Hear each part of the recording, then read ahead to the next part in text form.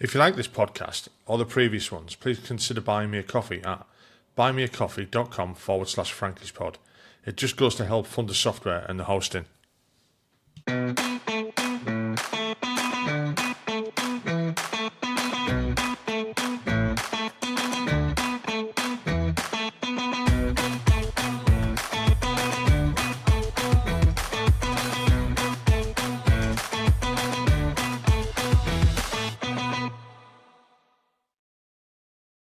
Hi, welcome back to the podcast. Tonight I'm talking to Zoe Robson. Now, Zoe joined the Army in 2002, serving for 12 years, and she served with the Royal Military Police. We won't hold that against her, and I won't say the M word much, but we'll see what she's got to say about it. Hi, Zoe, how are you doing? Thank you. Thank you so much for having me on. No, honestly, if like I said to everyone who comes on, if it wasn't for yourselves, I'd just be sat here talking to myself, and I probably would get arrested.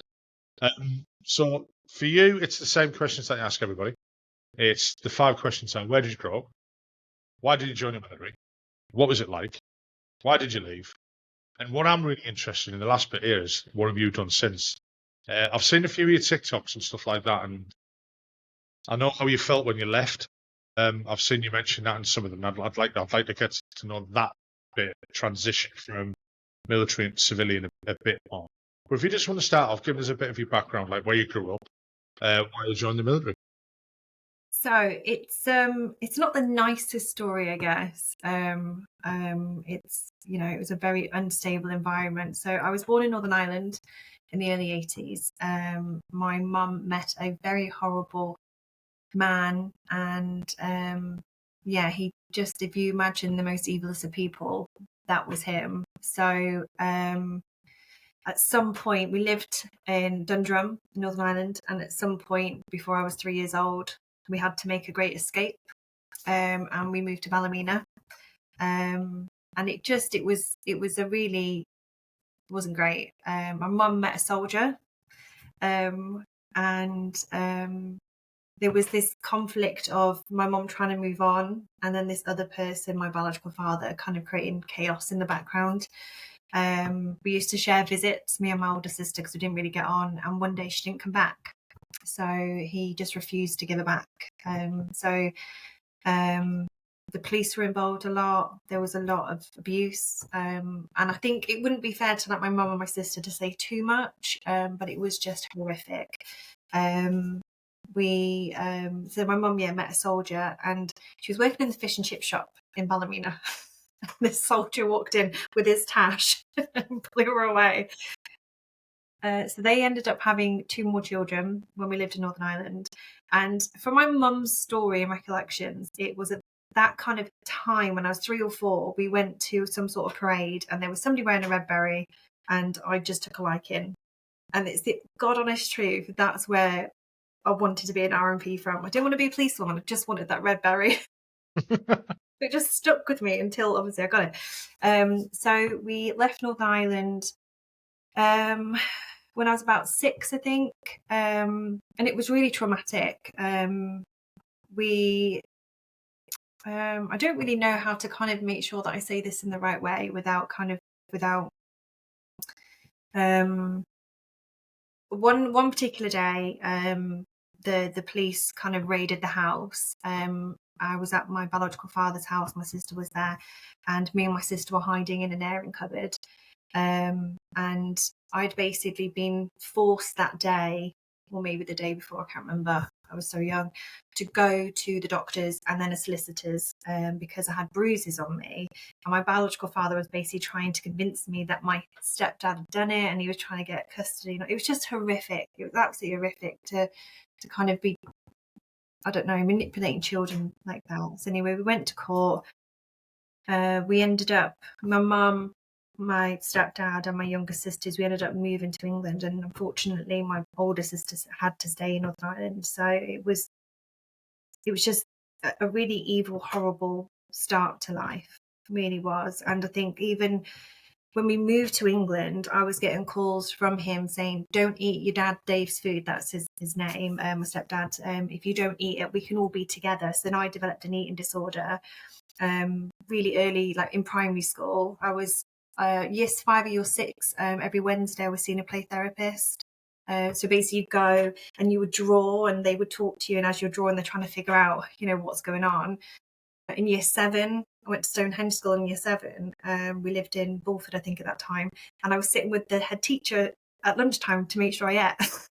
Bloody It's hell. just like a lot of it was really screwed up, really screwed up. And then my mum and stepdad ended up having another baby. So there's 5 girls, and I think when we moved, so I would have been 11, 12. My older sister, we managed to get her. My mum just fought so hard to get her back. So my mum, she left home at 15. She had met this really nice man who kind of tricked her into my mum is a very clever woman, and I remember when we moved to Lock Hill she was doing multiple jobs. So there was what's it called, the British Legion Training Centre in Lock Hill. She was part of setting up the nursery there, and when the Queen came to visit she opened it and everything. My mum was working in a potato factory at that point and putting cards into plastic wallets to kind of sell. She was working above. My mum's now an MBE. So it's just, she's an absolute superstar. So we moved to Germany when I was about 12. My mum and stepdad then separated. My mum and us 5 girls moved to JHQ, Mönchengladbach. I hate school. I absolutely hated it. Service skills are a bit different as well from just normal skills, as it was just awful. It was just not a great time. But also, I think I was so naughty in school. I was that kid that was always in detention, trashing stuff, skiving, on report constantly. I didn't even attend my GCSEs. Just didn't like it. I was more interested in boys, smoking, drinking. There's a lot of young squaddies, I guess, around that time. So me and my friends were around young squaddies and in their cars, those Clios that came out, boy races. Oh gosh, good. Yeah, and then so I think we left HQ when I was 17 or 16, and we moved back to the UK, and then straight after the Army Career Centre.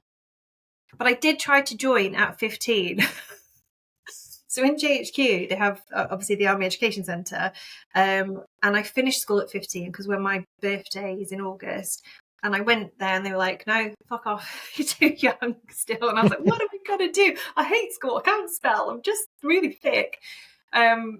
What am I going to do? Because all I wanted, that's all the vision that kept me going, is when you grow up, what do you want to be? I'm going to have a red beret. And my family would laugh at me and say, no, you're going to be a hairdresser, or you're going to be a nail technician, you're going to be something super girly. And I was like, no, I'm going to get that red beret. I don't know what it involves, but I want that red beret. So then we moved back to the UK, and as soon as I was allowed to, straight to the Army Career Centre. it's I know we said before this, about the 5 questions and people, the interesting stories of people beforehand, and not everyone's has a bad story. Thanks, you do. Yeah. But, and it's really weird. You survived it. Yeah. Whether that was with the help of the military or not, I don't know. But obviously the love of your mother and the strength of your family as well. Yeah, it's a really weird, it's my life. So when you see things in movies and people are talking about certain things, you're like, oh my God, that's so bad. But this is just my life. I think with some of the things that I've experienced in the military, plus that, I'm super overprotective of my kids because I know how horrible this world can be. I've seen it from every angle, how evil, this world can be. Yeah, I know, I get that. I really do. And you said that overprotective. It can go the other way because, you could probably have the feelings that overwhelm you, and you remember what happened to you as a kid, or somebody else remembers what happened to them as a kid, and they try and shut that away. Don't talk about it. Don't do this. Try not to think about it, and that can affect their families as well, where they see something else happening, they don't want to get involved because they don't want to bring up the memories themselves and stuff like that. But it's good that you can talk openly about it. Obviously, like you said, without going into too much information, you don't want to, involve other people. Well, and that's fine. So, what was it like actually joining up then, going to cruise off first, and asking to join the RMPs? Did they look at you funny? No, it was all. I didn't realise what I was in for. Okay, there was definitely a clause missing that you're going to get abuse for the rest of your life. That was not something I ever. And obviously, I'd been around RMP most of my life, and just in and out. Of one of my best friends, her dad was in the RMP, so I but didn't realise the abuse, I guess, or how disliked they were. So I went to the Army Career Centre and I did the barb test, and I failed it. I failed it to the point they said you can be a postie. Wow. I just, that was not what I wanted to do. So obviously I didn't accept it. I went home and I got loads of books on the military police and I wrote lines. Spelling, I didn't realise I was dyslexic until I was about 21 and I went to the Army Career Centre and I was like, oh, not Army Careers, the Army Education Centre. So I'm really struggling. I can't read numbers properly. They're jumping out at me and stuff like that. So at school, I really struggled, really struggled. And actually, I remember one day in year 10, I copied a book word for word, thinking, yes, I'll definitely pass this now. Got like a D. It was almost like it was personal. Yeah. So yeah, I went. You getting? Sorry to interrupt there, but you getting diagnosed with dyslexia then? You know, that's obviously, and that was probably the main reasons you were playing up at school. Oh yeah. Definitely. I couldn't read. I couldn't write properly. I definitely couldn't read. I don't read phonics. So when my kids are learning, I'm like, what does that say? I've taught myself to read in patterns, or I've written lines. And I know it sounds ridiculous, but even when I joined the RMP and I was serving in Germany, I would literally write lines of the same word just to get the pattern in my head. And numbers seem to be worse for me. So if I go to like B&Q, I'm like, I'm here to pick up my order. Oh, what's the order number? I was like, can you just read it? So I'm going to get it wrong. Can you just read it? Yeah, so numbers seem to be worse for me. So yeah, after the barb test, failed that. Went home and just wrote lines. I didn't know what I was doing. There was no purpose behind it. It's what I needed to do something. Went back and then got one of the highest scores on the barb test. So I was like, yes, in core RMP, please. Thanks very much. Let's go. It just shows what perseverance can do. Yeah, it's never been anything else apart from a red beret. That's it. And then I went to selection, failed selection. I was only about 50 kilos at the time, so I had to put weight on. Or maybe I was 52, I had to be 55. It was not very much I had to put on, but I'm 5'7", so I was a very slender, tiny little thing. And I wasn't well. I probably wasn't eating right. Yeah, so I failed it. So then I had to go home. Told my mum I failed it. What am I going to do? No, I have to go back and redo it. And I literally just concentrated on, I think, having the opportunity to see actually what selection was about. It made me go home and kind of just concentrate on those things. And I remember waking up in the middle of the night, panicking about it and just running on the spot in my bedroom. Just running for ages. You really wanted it, didn't you? Bloody hell. Just the red beret. That's all I wanted. So yeah, I went to selection the second time, passed it, great. And then went to ATR Winchester. That was scary. That was really scary. I think it was. Do you know? Have you ever watched Our Girl? It's the thing with what they do. Yeah, that first the first episode where she turns up and she drops everything and she's getting shouted at and her helmet's running down the hill. That was me. Honestly, all the stuff coming out of my Bergen and everybody shouting at me. I'm like, oh, fucking hell, oh God, what am I doing here? Yeah, I got back squatted in phase 1 and I tore the ligaments in my ankle on an exercise.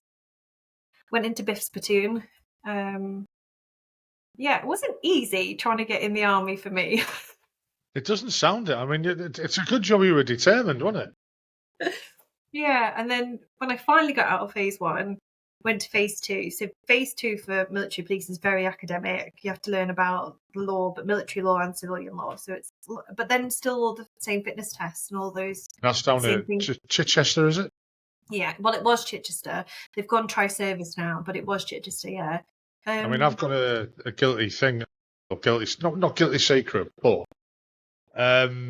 so I was artillery. Right. And when we moved back from Germany in the late 80s, we were at Thorney Island, which is just down the road from Chichester. And when you used to get into trouble, you couldn't get jailed because you didn't have a jail. So they used to send them to our guard room. And we used to be like, yes. So they used to get hammered. They'd come to our guard room for 24 hours or whatever for a beating. They got hammered before they got sent back because you were just like, yeah. Oh, I think I did some driver training there, actually. I mean, it's not, what, 15 minutes, 20 minutes away? Yeah, If that? yeah. Oh, And that I've does spoken to other guys who've been to Chichester, and they said, like you said there, it's very academic. It's quite intense. You've got to learn a lot quickly. Yeah, you only have 6 months. But I remember you saying about getting beasted. My first week at ATR Winchester, I got sent to jail because I couldn't march. And I think if he was like, roll your shoulders back, and I'm like, I couldn't understand what he was saying. If he just said, stick your tits out, then I probably would have got it. But I was like, what am I doing? I got frog marched off the parade square and then absolutely got ragged. Learnt my lesson very quickly of what I needed to do. I also passed out on my pass out, fainted. But that's not that uncommon. There was guys that did that on our pass out. We had SLRs then with big bayonets on. They were lucky. There was a few close shaves with that, to be honest. Yeah. Oh yeah. So in Chichester, it was good. It was good. It was. I didn't think much at all about what the next step would be. So you get at that time when you join the army as RMP, you got a green beret and an SPS cap badge, and you didn't get your red one or the cap badge until you had completed phase 2 or completed the elements in phase 2. And the day that I got my red beret, it was just this really weird shit. I've got it. Now I've actually got to play soldier. Fuck. It was this realization because all I'd focused on was this red beret and getting it. I don't even think I wanted to be in the army, if I'm honest. I rang my mum up doing driver training. I was like, I don't, because we learned how to drive in phase 2, and then we also did trailer. I remember ringing her up saying, I don't want to be in the army if I've got to drive. I hated it. I hated it so much. And then very shortly after I got my red beret, the 6th RMP died in Iraq.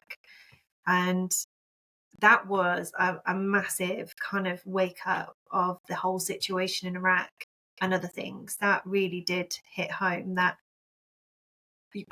I think seeing things kind of build up from 9/11, it doesn't really feel like it's at home. And even with the British Army things on Sky News, again, it still didn't really hit home. But I remember being in the NAFI and there was a big projector screen and it coming up on Sky News. And it was just horrific. Couldn't even comprehend that 6 RMP who, had been murdered. It was a massive wake up. I think that was where everyone realised that it changed. I mean, we were out there in 2003 on the invasion, if you want to call it that, of the war. Whether it be a legal war or whatever, that's not for us to decide. We've got the feeling, we rocked up into Iraq, we rocked into Basra. Jesus Christ, I was driving around me and my mate in a Land Rover looking for off licenses, and we found one. That was quite a good night. And the locals, they were all waving. They wanted us to be there. They wanted us to see us. And we thought, hell, this was easy. It'll all be over. And then all of a sudden, it was just a massive shift in dynamics. And that happened. Another instance happened. Whether that was because we mismanaged not me as the regiment, but the British Army mismanaged the situation, or should I say, the Americans mismanaged the whole fucking invasion, or the aftermath of it. But, that's down to the history books or whatever. But that's when that happened. Everyone thought, "Fuck, this ain't going to be a bed of roses," and it wasn't.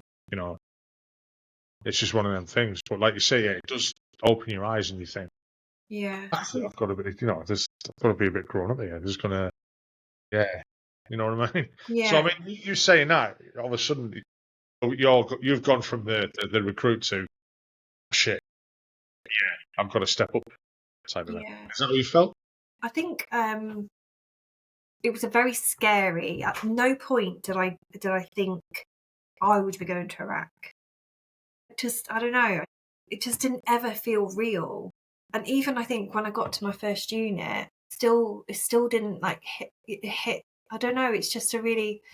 I think also, I don't know, it's just a really... You felt as though it was happening to other people and it wasn't going to happen to you. Yeah, I'm never going to have an accident. Other people have them type of thing. Yeah. But this, I think, if I'm right in my memory, the first 100 soldiers that died in Iraq, 13 of them were RMP. And as the second small regiment in the army, that is huge. Absolutely huge. And I get a lot of abuse on TikTok and on social media about not being real soldiers and RMP this and the other, but people don't understand that there's kind of two roles to being in the military police. You've got the general police duties, and then we're attached to all regiments, doing what they're doing. I've been on exercise with tankies and stuff like that, and having to do what they do, in a different kind of title, maybe prisoner of war kind of, or stop and search type thing. But people don't understand that we have to be really kind of adaptable, and so I think the first 100 that passed away, 13 of them being RMP is quite significant. I mean, there'll always be that that banter thing, calling them, I'm going to say the M word, calling them monkeys and stuff like that. Get out. Calling them monkeys and that. If someone just listened to that bit there, if they just tuned in and went, he's just called someone a monkey. It's what we used to call the RMP, right? Yeah. Before somebody goes politically correct with that, You've got to be careful nowadays. Someone just cut that bit and put it on TikTok, I'd go to fucking jail.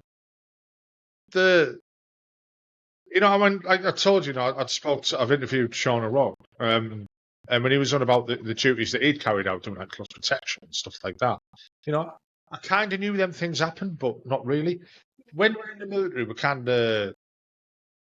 kind of like, we look in on ourselves. Now it's our regiment. There's no other part of the army.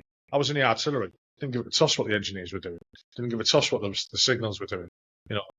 I'm in the artillery. We're the best. Don't care what anyone else is doing. And then you get attached arms coming. Like we had attached for in Bosnia and places like that. We had RMPs. We had medics. Yeah. And you start to see what other people do. I mean, the only times I ever really come across RMPs was in Northern Ireland. Either going out on patrol with them or the continuity NCOs who used to stay there all the time for like a 2-year posting. And they mingled with each battalion or each regiment or battery or subunit that was coming in. And they had a hell of a job. I mean, they had the best rooms, don't get me wrong. They had the best rooms and the best kit. And some good parties in them rooms. No, we never drunk much. But that's the only time you come across stuff like that, where on your side, you get to see a bigger picture. Yeah. If you know what I mean. Does that make sense? Yeah, no, absolutely. Because we have to delve into, so let's say, I don't know, a crime from something that's quite insignificant to something that's quite serious. We have to delve into the dynamics of the regiment, people, players, all those type of things. You really get a feel of not just the regiment, but the camp, how that works, people else. It's not, although I know that some of old school kind of hierarchy within the RMP like to keep things quite in-house. I think, a lot of my friends when I first joined, we were what's the word when you fraternize? With what's that word? When we went out and stuff, and it wasn't. We didn't always say we're RMP. Yeah, but we, it was good to kind of just be with other people. And I remember one of my boyfriends was in the Royal Signals, and we broke up, and my RSM going, "Come on, you need to be with this lovely RMP lad," and I'm like, "Ew, gross." Who wants to date an RMP? Gross. I suppose you get that thing as well where you go like, "Oh, what regiment you're in? Oh, I'm an RMP." Not talking about anything. It's like meeting a copper. What are you doing? Oh, you're in the police. Shit. What can't I say? Or what can I say? Nervous. Yeah. Guilty by just association type of thing. Yeah. So what was it like when you first turned up for your first unit? How did you feel? How did you feel as though everyone was like, it was having a pop at you type of thing? No. So when I got there, I was pretty much rear party. I think they were just about to deploy, or that kind of, they'd done all their op tag. So I was rear party, and a lot of the guys from close protection had come back. So it was just, it was quite. I think that first year or so, there was a lot of drinking in the mess. There wasn't a lot to do because obviously the garrison had deployed. Just a lot of drinking and eating and drinking. You see, that's the other thing that used to grip people in the rest of the army. You just come out of training with a tape. And I know I know it has to be that. I know it has to be that way because you have to have that authority. It just, it winds people up. I'm sorry, but it does. No, It's the way it is. I can appreciate it. I can absolutely. I think. But then again, you're getting mess bills straight away, so fair enough. Yeah, it's wrong about. Yeah, I've never had. I think after I left, people had said that they'd been around like a lot of Blanchjacks who were just up their own arses and kind of quite, rude and stuff. But I don't think I got much abuse. I think the great thing about Germany, that was my first post in Osnabrück, was you have full authority over kind of anybody that's British or Commonwealth or whatever. So the GCP, which the German Civil Police, would hand everything over to you. So at 19, I was walking around on patrol with a pistol, and there was a lot of responsibility, and there were some really good things like helping somebody who'd been in a domestic violence incident. I remember being called to a fire and us kind of rushing in and helping this woman get out of a house in a flat. There was a lot of really good things, that we kind of were able to do in that first time. And then I got from there, I kind of got attached to Hona, and I deployed with Hona. I don't think much happened between then. It was just kind of learning on the job, and I actually can't remember much. I think I must have been wankered most of the time. I don't know. I can't just. What was your interactions with the GCP like? Because I'll put it this way, right? There was a Sunday afternoon in Hona, and there was a gentleman who may have been slightly inebriated. Maybe. Or, to put it bluntly, I couldn't fucking walk straight. And it was a Sunday afternoon, and I was going from one bar down. We were heading down towards the Irish bar, I think it was. And the GCP stopped us. Well, it stopped me, mate. I was in the bushes having a piss. The gentleman was in the bushes having a piss. And the Germans pulled me out and started telling me off. And I started calling them all Nazis and shit like this. And they were just laughing at me. You know what I mean? They pinned me down and they had to strap me up, basically. They had to go back to the car to get another belt because they couldn't get rid of my legs. And it was just, it turned into a little war of attrition where I wasn't going to be taken and they weren't going to let me go. But we were all laughing about it. It was really, really weird. It was surreal. And they took me to the police station just to calm me down. And they called the RMPs. And the RMPs rocked up and said, right, what do you want us to do with him? They said, we'll take him. And they're like, no, he hasn't. What are you charging him with? And they're like, nothing. He's just drunk. I was like, we don't want him. And they didn't want him. So I'm watching these two guys arguing and who was going to arrest me. I just got in the back of the police car in the end. So we just We were like taxi home. Yeah, which was wrong because I lived in the quarters. But it was just that interaction between them. They were like, well, we don't want him, you have him. We don't want him, you have him. And they actually seemed a bit of, whether it was just that situation, I don't know, but they seemed to be rubbing up each other a bit. There was like the German civil police kind of looked down on them. If you know what I mean, like, so you're just military type of thing or whatever. I don't know. Did you experience anything like that with them? Actually, in my first post, I actually did a detachment with the GCP for 6 weeks, and I think it was about kind of bridging those kind of relationships. I went out on patrol with them. In Osnabrück, it was a really, especially in like, I would say every night actually, not even at the weekend. Very. Lots of squaddies out in certain bars and stuff. So it was just good to have an RMP present. I don't know what the fuck I would have done because I remember being called to a hospital one time because somebody had fallen on a curb and his finger was literally hanging off and he was kicking off in hospital. So I went and there was some other RMP there as well. And I sat on his legs and I did nothing. It was as if I put the piece of paper on his leg, because I was that thin and small. Like, I don't know what I would have done, had something really kicked off at that time anyway. But we had good relationships, I think, with the GCP. That we had an interpreter in every police station, which was really helpful. It was never had any problem. I think in my second posting after Iraq, it wasn't a nice, it wasn't. It's cordial. It was a fractured relationship, and it was very much like, I got called one night to there was a riot outside one of the pubs, and there was me and another female RMP, and we turned up in the riot van. She's got a notebook out, I'm slapping cuffs on everybody, and these GCP officers are trying to take over. And I think in my mind, I knew that if they had arrested these squaddies, the squaddies would have been fucked. They would have had their watches stolen from them, probably would have got their head kicked in, because there was a time when soldiers were getting abused by the GCP. And I think that's why thinking back now, I'm like, how the heck did I slap these cuffs on these massive squaddies and drag them, turning the cuffs to the riot van? How did I do that and not? But I think it was because I was like friendly forces.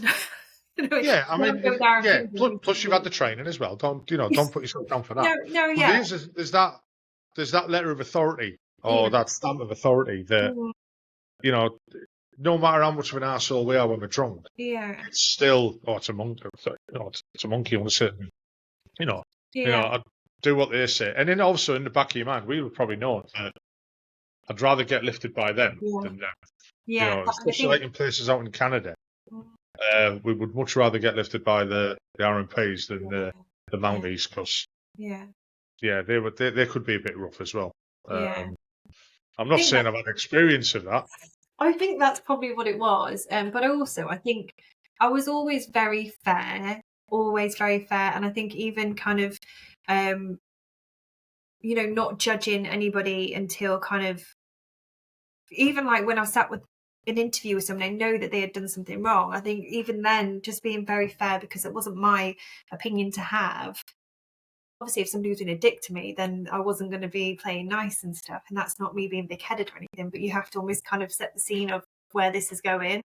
And I think sometimes as a female, I'm quite a feminine female, if I can say that, because some females aren't feminine in the army. I think that the expectation is that people could walk over me, or they could flirt their way into certain situations, or, the amount of times that I've been sexually assaulted, is just unreal in uniform. So you have to really it just comes from experience, because you don't get taught how to deal with that. So it really does come from experience. And I think I've also been really lucky that my patrol partners, or the teams that I've been with, have really been, we've been a good team, and we've had each other's backs.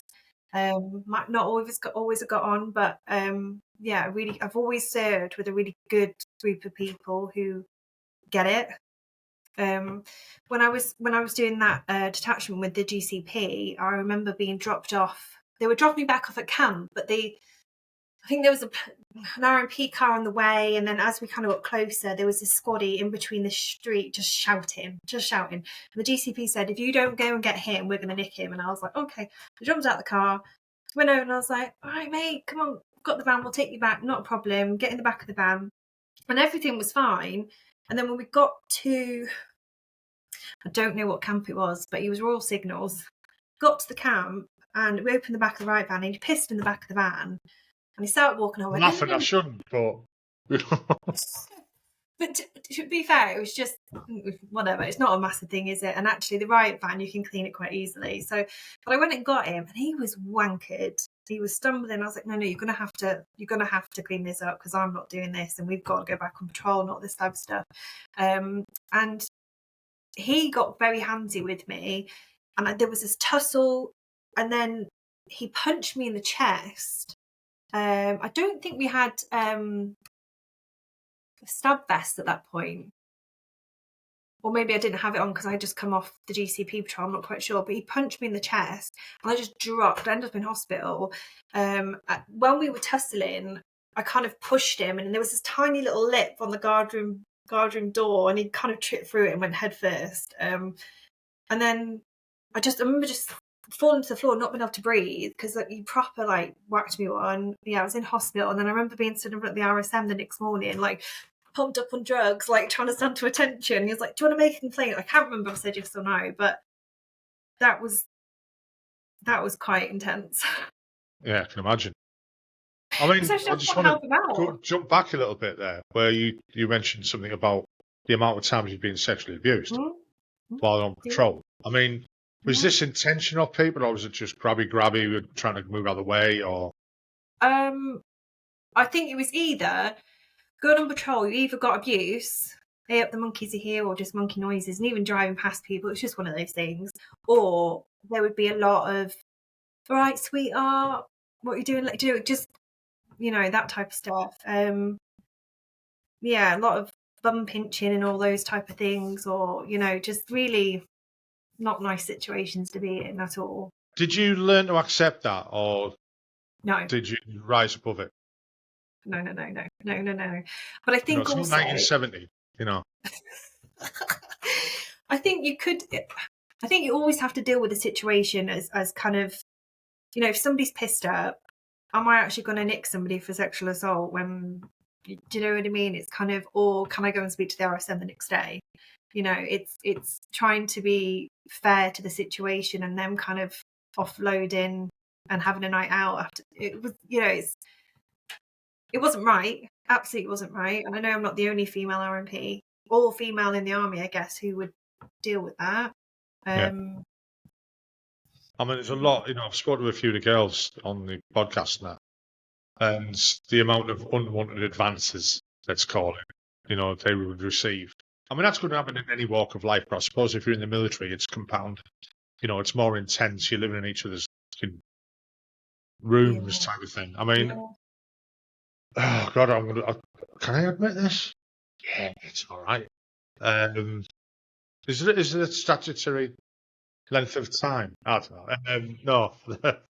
No, I mean, this isn't bad. Honestly, it isn't bad. But we were having a block party. And when somebody shouts naked bar? Yeah. And stuff like that, right? So we were all in one room. Somebody shouted naked room because we had silence. So everyone snapped these silos, and it's everywhere and that. And we're all stood in this room, all glowing and it was fucking hilarious. Music was blaring, beer was flowing. The young lass who just moved into the block didn't know what the hell was going on. So she bangs on the door to tell us all to shut up, and this door opens, and her eyes just, what the fuck? And she was just dragged into the room. And we didn't strip her off, that type of thing, but she got covered in silence. I think she had a good time. She never winced, she never cried. She never sat in a corner, she was chugging a beer down. But that must have been such a shock for her. Yeah. You know what I mean? That type of... and you think, I mean, that's not normal behaviour. It's not. Really.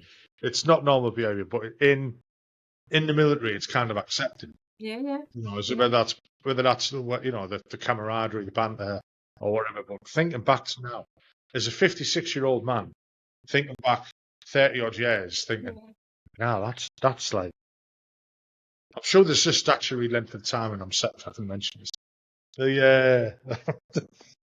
But that was every regiment though, even RMP. Yeah. It was just one of those things. And you're right. It is wrong, and you shouldn't have to accept it. And I think we're a lot better nowadays than we were. Like, I jokingly said there the 1970s. It didn't change. It wasn't the 70s. It wasn't the 80s. It was probably in the mid 90s it all started to change.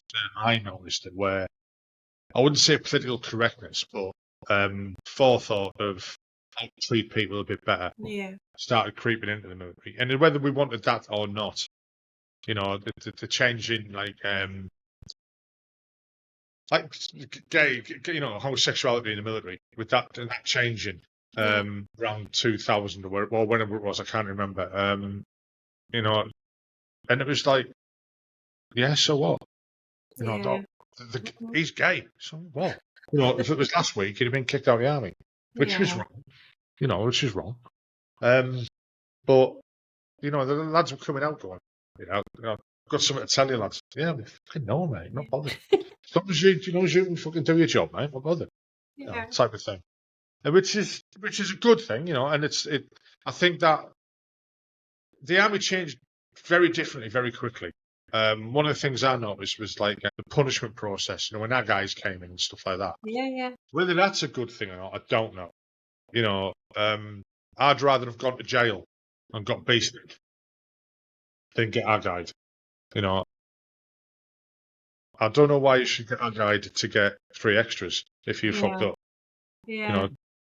Type of thing. I think that was overcomplicating things and making it, and more people probably got away with stuff because of it. Because they didn't want to go down that process to our guys someone and more of it. In my day, you got to smack, and I'm guilty of doing that to other people. Again, there's that statutory time, brother. Whether that was right or wrong, the way we used to do it in the old days, it's right or wrong. It's the way it was, and I think it was better, or whatever. Let's jump back. Go back again between your postings where you mentioned you've been to Iraq. Yes. So, what was the first tour there like? So I only did one tour. Ultimate 7. It was very uneventful. I think the most interesting thing I did was take DNA from Iraqi detainees.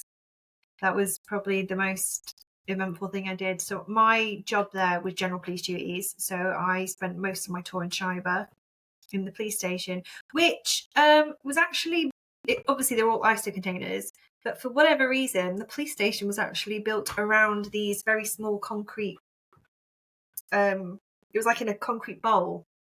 So when it rained, we flooded every time. Like, oh, I wonder who did this. I wonder why. That's the Royal Engineers go for putting them over there.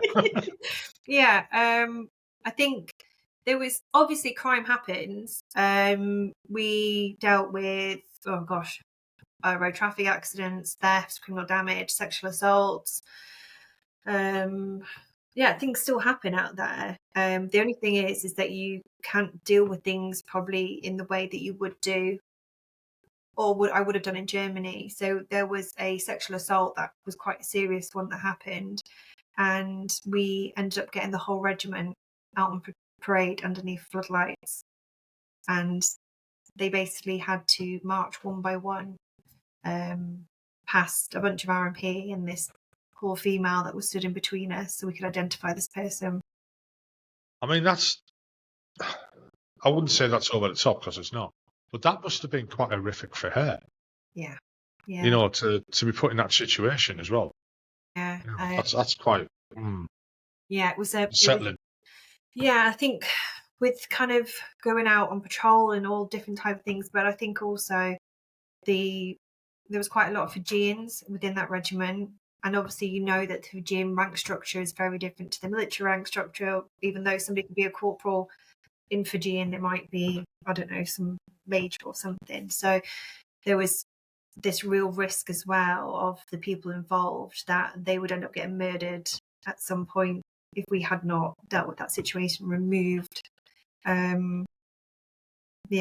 Probably shouldn't say too much more on that because I don't know if that, obviously it's just, it was as kind of like an overview of the different things that we dealt with. It was, I went to the A-pod a couple of times.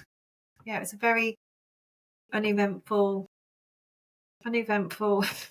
I mean, that leads me on to a question there that you kind of almost mentioned, or it made me think of it when you said it, was, when you're dealing with the crime in the military, and you approach the regiment of the suspect or even the victim, do you find that the old adage you see on the TV shows and movies and stuff like that, where the regiment closes in and doesn't want to give information and this, that, and the other? Did you find that used to happen? Sometimes, yeah. Which RSMs have been in trouble before with the RMP. I would probably say, if dealt with in the right manner, then we could do what we needed to do. There was sometimes when it was kept in house and it was agreed to hire. There was other times when the SIB were involved when I was a lot junior, and we had to stag on, at somebody's door because they'd been in decent images or, something, I can't think of anything, a situation in particular where there's been a regiment that kind of has, but I know in the back of my head there has been a situation like that where they've kind of gone, no, you're not coming in. I can't think, but it does happen. Yeah.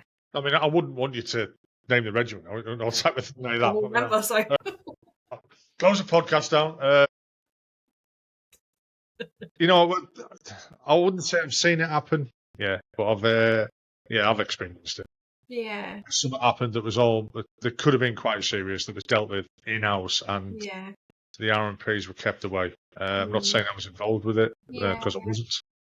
Again, there's that time limit.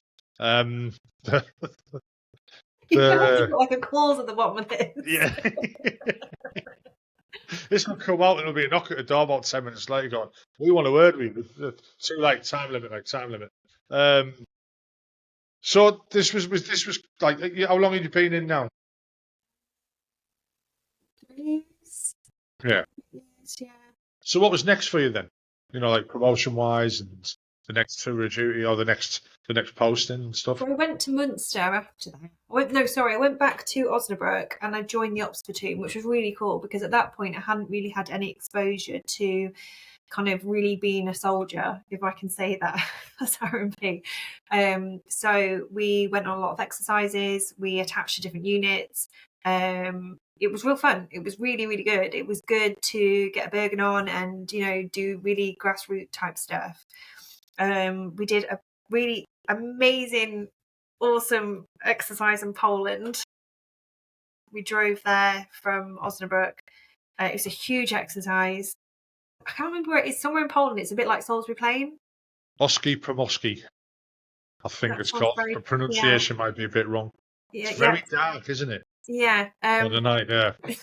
Yeah, and the kids kept saying that their names were Mickey and Minnie and they wanted money, and somebody pulled a knife on us one night, so that was good fun as we're carrying rifles. Not that we had ammunition, but balls. Yeah.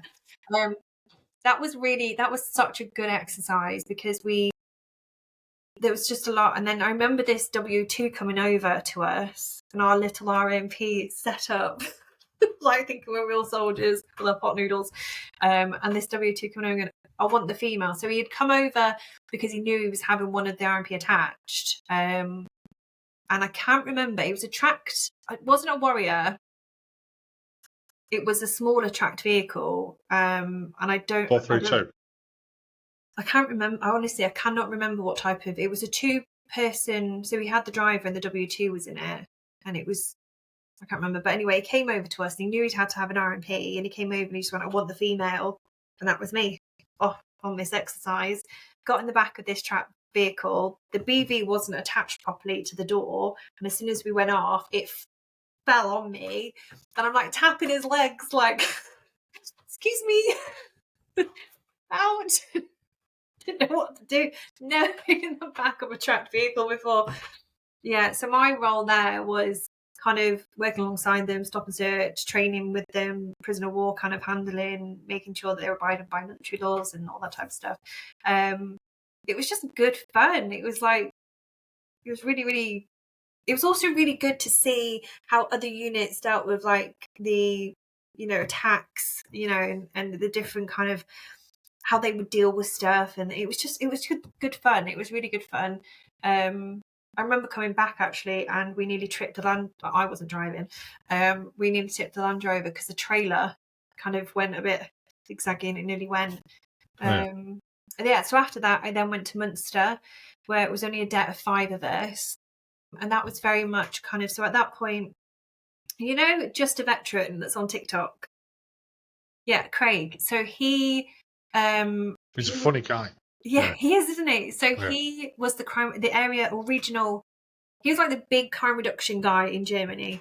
So I had become a crime reduction CO, and I went and did a qualification with the Civil Police, Yorkshire Police, intelligence analyst. So you could predict crime patterns. You could basically gather the information, but you could predict crime from the information.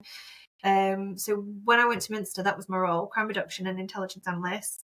Dealt with exactly the same stuff, but it was only 9 to 5. I was the only female there. It was very lonely, actually. I lived in one house by myself. Well, one house. I lived in a house by myself. Didn't have any mates. I had no life. Yeah, it sounds like. I mean, like we said, the attachment of just 5. Yeah. Tries being on fucking duty every day or whatever. Yeah. So we didn't. It was 9 to 5. We worked. I think we fucked around more than anything. I've got pictures and videos of me trashing I shared an office with somebody, and I tin foiled everything, even case what they called case folders and everything. I post-it noted everywhere. I hid he had this little Arnie doll thing, and I held it to ransom, and I cut those letters out of the magazines and like said, you can get it back if I think it was a good posting. It was just really, really, yeah, it was a bit Boring. Yeah, and then Osnabrück closed down, I think 2008, and we were taken over by Senelager, and then it became a proper detachment. There was loads of us there, and that was good fun, because then I moved into a house with a load of girls, and we actually, in a married estate, we had a whole strip of houses that was all boys, and then this one girl's house, and it was really good fun. We had barbecues, and it was just... I was going to say, I bet it was a very popular house. There was someone knocking on the door. No, it wasn't like that at all. No, but it was good to like be able to just be young and go out on the piss again, or go skiing for the day with just some mates. It was good, because that time there's only 5 of us. It was really shit. And then I was due to get posted to JHQ, but I had a decision to either go to JHQ and probably get promoted, or go to the SIB. And at that point, I loved policing. I just loved it. I absolutely loved it. I loved doing the case files. I loved kind of my statements. I just to really delve into and try to do my best. So I went to the SIB. Yeah, I think. How different was that? I mean, have I been into the SIB? No, I haven't. Not really. No, I was never that bad. Type of thing. Yeah. I spoke to somebody the other day who didn't even know what the SIB was. I just assumed that everybody in the army would know. Apparently not. No, I mean, like you say, I would say that you only get involved with them when it's serious. Yeah. And whether, I mean, I've come across them, being involved with certain things. Obviously, I won't talk about that, and it wasn't me. Don't worry. There's no time for it. There's I'm trying to say this in a polite way. The way I found them was they were up their own arse a little bit. You know what I mean? Yeah. They looked down on us when things were getting a bit, involved and stuff like that. They were like, do you know who we are? I was, okay, type of thing. So what was that? How different was that being SIB? It's like the version, the military police's version of the CID, if you want to call it that. Really, that's the way we would look at it. Yeah. Is that a fair assumption?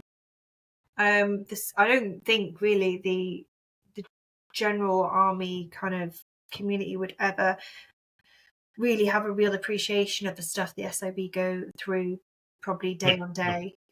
Things like so some of the things I dealt with was child deaths, serious assaults.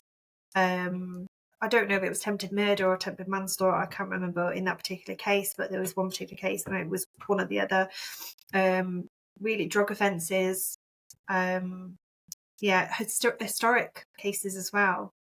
That I don't think, and you're just expected to just go, all right, I've dealt with that, and I'm just going to go home as a very young 20-year-old. And I think I was at the top of my game. I would say I was the fittest I've ever been. I had a 6-pack. I was running out every day after night shift. Life was good, and I made a decision that was probably the downfall of my military career, really, because I didn't fit in at all. I felt isolated. I felt alone. It was a very small unit. And I think the only saving grace that really was where I was with the SIB, the covert operations team, the drugs intelligence team was upstairs. And there was some young corporals there, so I kind of had them to talk to. And so I was working in Bielefeld but living in Hereford. It was just really, it just wasn't great. I think what we had to deal with wasn't great, but then also the team, I just didn't feel like I ever integrated into the team at all. It was just, I just never felt wanted. I never felt like I was, I always felt pressure, or not pressurized, not the right word, probably. Anything I did was wrong. Anything. I remember having to read a caution to a German national, but she had married a soldier and came under military law, and I'm not really sure how that went down, but I remember having to read the caution to her, but the interpreter had to break it down, so I was doing it sentence by sentence. I knew the caution off by heart. I knew the interview, everything that you would say in an interview to kind of make sure that you did everything before you started. Like, I could do it in my sleep. And it was just like, I felt so, my confidence had been completely knocked. I remember sitting there one day trying to read it, and this sergeant sat with me, like, do you even know the caution? Yeah. I mean, this unit that you joined, they've been together a long time, type of thing, where there are a lot of older people in it, they sound like arseholes, to be honest. Yeah, I mean, so I think that there was this one female, and she was like my mentor, and I think from day dot she just didn't like me. She didn't like me. I before I started there, Did you feel threatened by you? No, I don't think it was that. I don't. I think maybe it's just because there was another female on her TIFF. I don't know. I'm just assuming. But I remember turning up to introduce myself before I actually started, and I was going on leave. My mum had been involved in a car accident, so I kind of needed to get back, and then I was starting with the feds. But I turned up, and I've always been really girly. So if I'm not in uniform, I've got my makeup on, I've got high heels on. That's just how I've always been. So I tipped up and had these nice little high heel sandals on. I just wanted to go, hi, I'm Zoe. I'm going to be here, after my leave. And there was nothing. There was not. I didn't feel welcomed, and I came out there going, "Oh fuck."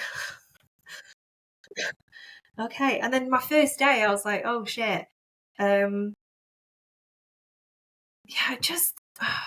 was just horrific. It was really bad, and I think my mental health went into a really low place. And actually, I posted on Facebook one night. So this would have been 2009, some point, and it was. I think I was just reaching out for help, and the W2 or the staff sergeant had seen it and sent somebody from Bielefeld to Hereford to come and check on me, and they were banging on the door, and I just didn't answer. I don't know. I can't remember what I wrote in the post. It obviously was quite alarming, but my mental health, I felt so low. I felt so alone. It was just awful. I mean, that's good that somebody seen that and did that, right? Because you see it a lot on social media where people post things, and some people, they communicate, via social media. Yeah. I know people who do it. And you end up being you end up kind of being blasé about it. You see them post this stuff every day, and the first couple of times you read it, and you think, oh, should I reach out? Well, yeah, you should. But and then you think, oh, fucking hell, they're whinging again. But it does have its place, and obviously for you at that time, it helped. Or it worked. Somebody's seen it. Somebody reacted to it. It solved the issue or not.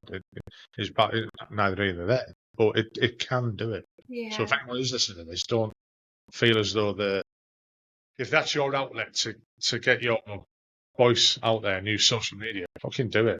Type of thing. Sorry to just interrupt. No, not at all. No, I think kind of just from you talking then, I think the actual post had something to do with slagging off the person that kind of found it. So I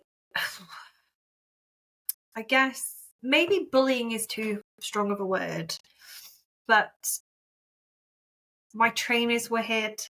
They put stuff in my hood. I passed out in hospital one time, and they took a picture of me and printed it out and said, "This is the future of the SIB." I was ignored. That is bullying. That's not. Yeah. Is this bullying? That is bullying. Yeah, and there was a lot of stuff that happened, and it was just. And I think it was if it had just been one thing, then it would have just been, oh, like, your banter's a bit shit, but great. But it was coming from all angles, and I had nowhere to go. It was just awful. As well as having, because when you do your attachment with the SIB, you then have to go and do your L3IC, which is like your SIB qualification. So you go, I think it was actually at Suffolk Park by that point. So you have to train, you have to study for that as well, which is really intense, and then do an exam before you go. So I had to study. I was travelling from Hereford to Bielefeld. Just remember when I got to do my L3IC and I got there and I made a complaint. I put the complaint in because I kind of felt free in a way. And you know, it was just absolute bullshit because I had all this evidence, if that makes sense, without collecting evidence how I've been treated. And they had an answer for everything. They had an absolute answer for everything. And I just Well, didn't. there's that thing we were on about earlier about closing ranks. Yeah. And I wasn't given a fair opportunity to have support because the only support I had again was from the SIB. So like, I know that things. So the girl who had a problem with me, oh gosh, I think they're divorced now anyway, so actually I don't give a shit. He was having an affair. Do you remember what I said before this? Oh, no. He was having an affair with one of the girls that I was living with in Hereford. So this girl that had a problem with me was telling her husband he was having an affair with this girl, and she was coming back and telling me a lot of stuff. And I'm like, what the fuck is this girl's problem? So I already knew a lot of stuff without even them, you know. Yeah, so when I completed... It's so tempted to go, do you know what your old fella's up to? I'd been ground down that much that I was a shell of myself. I put so much weight on through I wasn't running, I wasn't working out, I was just eating crap all the time just to comfort. I was drinking a lot. It was horrific. It was really, really horrific. It really was. And I think I got really bitter about how I've been treated and how kind of I felt let down. So I did my L3IC. That was a great course. There was a really good bunch of people on there. I felt really kind of back with my people, normal people. And I'm not saying that all the SIB are obviously like that. I think it was just, there was 4. You just got attached to a bad detachment. Yeah, there was just 4 people and they just bounced off each other, and I don't know. And individually, one of them as well I'd known previously, and she was a nice girl, and I just don't. Yeah. Anyway, so I did the L3IC, passed that, and then I was due to be posted as an SIB sergeant to Senlager. I was like, no, this is not. So I got posted to Senlager, and I was like, no, send me back to uniform. I can't do this. I can't be in this environment. Don't want to be around these people. And I just felt so triggered and traumatized and vulnerable, and yeah, so I got posted back to the UK, back to uniform, and yeah. Do you think that damaged your career, and that they might have thought, like, we put this effort in and at the cost of training and stuff like that, and then she's just thrown it away? No, I don't. No. Or do people move in and out with it? Yeah. I think, I don't think it was that at all. At one point during my attachment with the SIB, because the covert operation team were upstairs, I remember speaking to the OC up there and him saying, hey, we're recruiting. And I'm like, hey, I'm not having a really good time with the SIB. Maybe covert operations team would be really good. And they came down on me like a pile of bricks. Like, how dare you? You've gone through the interview process. We've accepted you into the SIB. And now at this point you want to transfer. And I was like, oh, shit. Wow. I mean, that's a knock straight away. That's an arsehole. Yeah. Or they're, or put it a different way, self-importance. Yeah. Maybe he's, you want to, assholes. Yeah. Go on. I didn't even know. I think towards the end as well of my attachment, I didn't even know how to deal with. We'd had like drinks in the mess. I didn't even know how to socially deal with being around any of them. Was I going to get a sarky comment? Were they going to rip the piss out of me? I I couldn't say anything without me saying something wrong or it being taken in a different way. Or like we all obviously wore suits and everything to work, and there was one time I had like a vest top underneath my suit, like a white shirt, and it had like a frilly bit on it.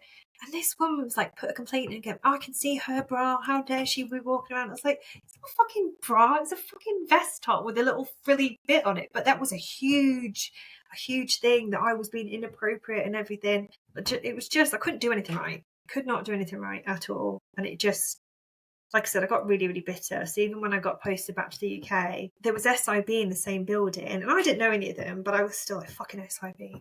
And you know what they do? Genuinely, I think now coming away, it's a really intense role that you have to be very special to go in. And maybe I just mentally wasn't strong enough to do that. And there's some really, really good people that do that job. I just think it was a mixture of different personalities that was just chaos. And I think once you've gone down, once their banter or bullying, as you want to call it, once you've been pushed down to a certain level, you can't fucking come back from that. No, you've got to get yourself out of that situation, which you did by getting the posting and going back into uniform. But you can't. You have to extract yourself from it. And within the military, it's quite hard to do that because you can't just rock up and go, I need to go somewhere else now. Yeah. Because like, no, I want to post it. Fuck off. I want to post it, please. No, fuck off, please. Type of thing. You don't get. It's not like a civvy job. You can't just go, right, fuck off, I'm off. See you later. You get trapped in that environment that you find it hard to get away from, and it will just grind you down and grind you down and grind you down. And I do know what it's like to feel as though you don't fit in places, because I used to feel like that quite a lot, even in my own peer group, in my mates type of thing. And it wasn't until afterwards that, after I got counselling, that I realised why, that I was out of sorts of myself type of thing, But that's a different story, not yours. So what was it like when you got back to the UK then? It was shit. It was really shit. I think I was really so I went in as a section commander, and I don't know, I kind of went in and I remember meeting my section and I laid the law down because I felt, I don't know, maybe I need to take control. I know these guys looking at me like, you're a fucking bellend. How dare you come in, and you're laying the law down. One of them literally put me on my arse. We were out the back having a cigarette, and I think I was just shocked at what just happened. I remember marching over to the platoon sergeant's office, and I was like, this just happened. He was like, go and sort it out. I was like, okay. Just completely lost. So I was a section commander before I went to the feds, and like I said, confident. I knew what I was doing.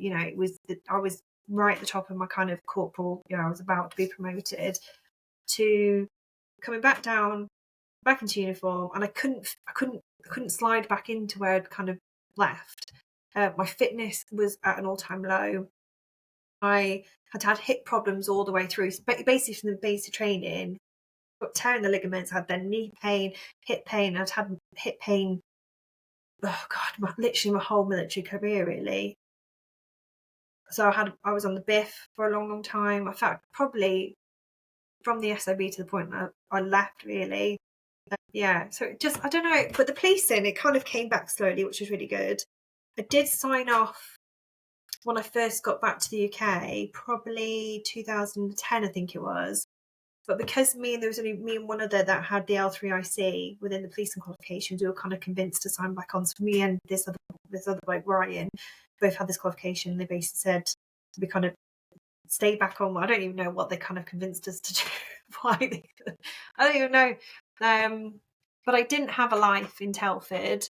I was single. It was kind of, everything was just work. Is it? I mean, I suppose in my mind, being in the RPs in Germany is like here, and being in the RPs in England is like there. You haven't got as much to do. Is that right? Theft of fuel. Do you know that time bit? It wasn't meant. Fucking hell. I'll tell you what. Yeah, hang on. Who's listening? If years back, if you'd have drove out of the camp gates up in North Yorkshire, I won't say what camp it was. People probably would work it out. But if you hit the A19 and you went to the first lay-by and looked over the fence, jerry cans everywhere. And the farmer loved it because them jerry cans are in the car boot sale a couple of weeks later. Well, all the generators then were petrol, you see. Mm-hmm. Yeah, I mean, we did do quite a lot of policing, so we worked quite closely with the MOD police and civil police, but it was more domestic violence. So, at that point, there was no law in civilian law for domestic violence, but there was military. So you'd have like assault, if that makes sense, but it was military law that kind of the domestic violence was there. So it was ahead of the civilian law. We had more control over and more in depth of things, but not only that, you can control. So if you do something now, I don't know, you slap somebody, I don't know, don't go and slap somebody, but if you go and slap somebody, you know, there'll be an investigation, you know, you might be called in, might get a rap on the wrist or something, but it's not really going to affect your life really massively, you know, the grand scheme of things. But in the military, something like that, you know, you get your pay docked, you'd end up, you know, going to glass house, you know, so we had the military laws had real control over the soldiers. So I guess that's what it's there for. I remember being called, was that in Germany or was it? I'm sure it was in Telford. Or maybe it was in Germany. I can't remember. I feel like it's in Telford, but for some reason it's sitting in Germany. But we got called because there had been a domestic violence and it was a Fijian soldier. And it was either civil police or GCP. I think it was, oh God, I can't place it. I remember going through the door and I went, I'm going to get my head kicked in. Going in first, you know, shit, fuck, oh my God. And the civil police standing outside. I'm like, oh my God. I think the reports were that he had been really aggressive and you know, there was previous as well of him being really aggressive. And when I went into the house, he was lying in bed and he just woke up. He was like, oh, and he walked down the stairs and every single step I was like, he's going to turn around and punch me in the face. He's going to turn around and punch me in the face. He just got back in the right van. He was absolutely fine. Absolutely fine. Yeah, it was quite a boring. Here's a question for you then. Did you find that as Iraq and Afghan progressed, the cases of, like, say, domestic violence within the married personnel, do you think they're raised as well? Yeah, I have a picture. Did you see that correlation? I don't think at the time, but I very recently, because I've been getting all my military pictures back out, I remember there was a picture of I'd taken in the police station, and we had a whiteboard with number, rank, name, and then the offence, and it was like assault, domestic violence, assault, domestic violence. So it was all kind of assaults. Yeah, I think probably.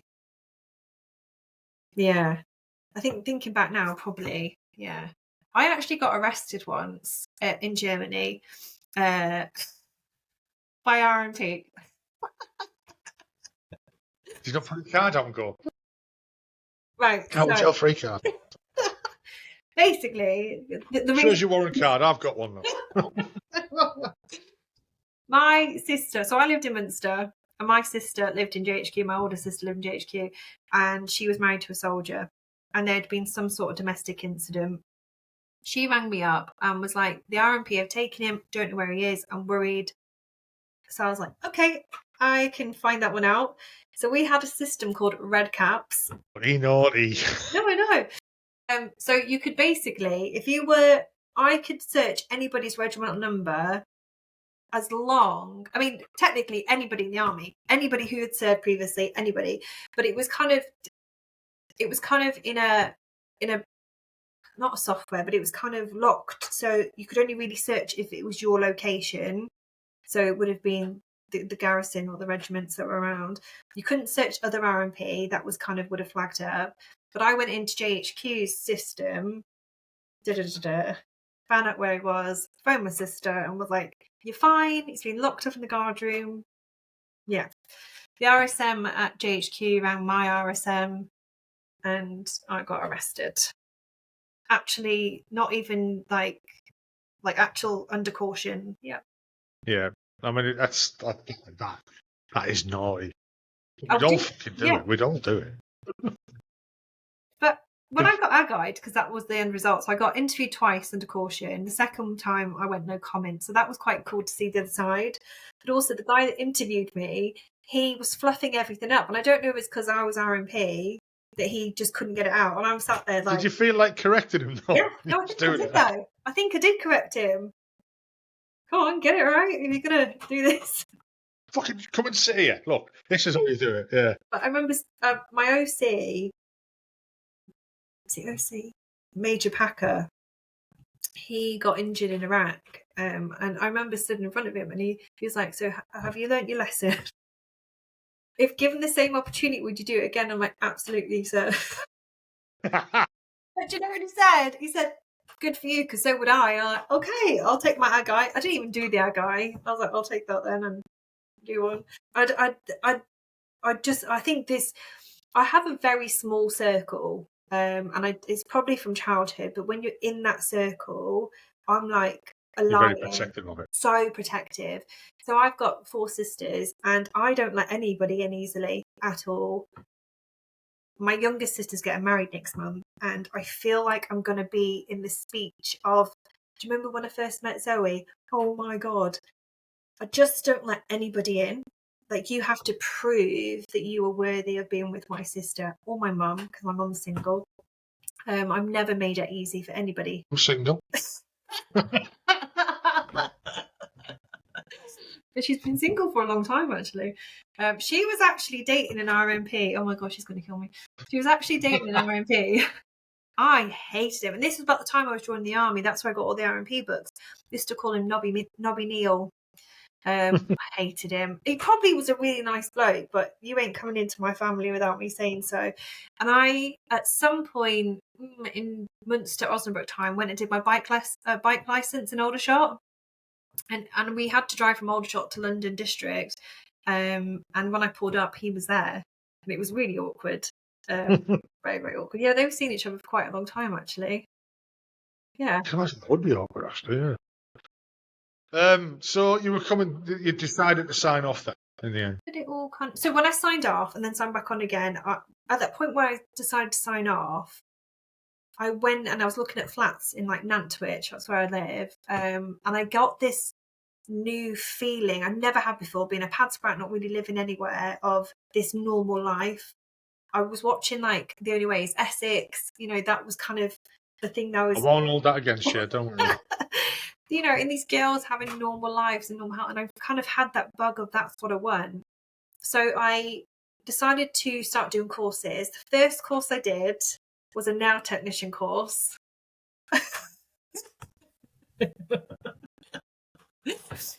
Like there's a method behind my madness, just bear with me. So right. I didn't know what I wanted to do, but knew I liked doing my nails. So I thought, well, if I'm going to do anything, let's just, so yeah. But on that course, there was a lot of anatomy, believe it or not, a lot of anatomy and physiology. So it was level 3, went into like the different skin levels, went into muscles, went into different things. Really, really enjoyed that. Really enjoyed it. And then just carried on from like 2010. Even this year, I've got a course book. There's been at least 2, no less than 2 courses I've done every year since 2000. And I think because I went to college in my 30s, I went to college after like failing school, and I remember like tipping up, and I was like, felt like somebody from a movie, and nobody else gave a shit, and I'm like taking pictures, and I'm like, I'm at college, look at me, because it was just, I never did that, and it wasn't a normal life I had. And I mean, now I probably look like an absolute moron, but it was, so just carried on studying. And then I was doing OPTAG to go to Afghan, and I met this fabulous man, and he looked at me and I fell pregnant. I'm not even joking. We met in January. I was pregnant in February. Wow. Yeah, he literally. he's got good swimmers, hasn't he? Right now. Jesus. And my son was born in 2012, and I just wanted to be a mum. Just felt so in love with this little thing that I'd made. And I think having a really unstable childhood, I wanted, when people like, not people, probably more so girls, and I'd kind of dream of like the wedding dress and all that type of stuff. I just wanted kids. And I wanted 5, and I had all the names picked out. I haven't got 5 kids. That would have been awful. But I I'm absolutely obsessed with my children. I just want to do everything for them. So just made the decision that I wanted to be a good mum, and just not that no, I'm not to say that women, because I know a lot of women that are in the army that are mums, but I think it was just the right decision for me to kind of leave. And I've spoke to one of the first girl I interviewed on the podcast. She was a single mother in the army. I was surprised how little help the army gave her being a single mum, and whether they should or not. If employees are not required to, it's your choice to have a kid. Yeah. It's your choice to stay in the army. Yeah. It's your choice. But, being in the military is not having a normal job. No. And I was a bit to hear the time that she had. Don't get me wrong, they weren't nasty with her, they weren't this side of her. Yeah. I thought they would have got a little bit more help being a single mum in the military type of thing. Yeah. Then she decided to, it was their time. Yeah. I don't think I needed the help, but I would say that when I was pregnant, I remember being in the office and they gave me an office chair missing a what's it called, a ball, a roller, what's it called, a wheel, and that was my chair, and I was pregnant. I also remember them wanting to send me to Heathrow Airport to arrest and interview a soldier coming off a plane, pregnant.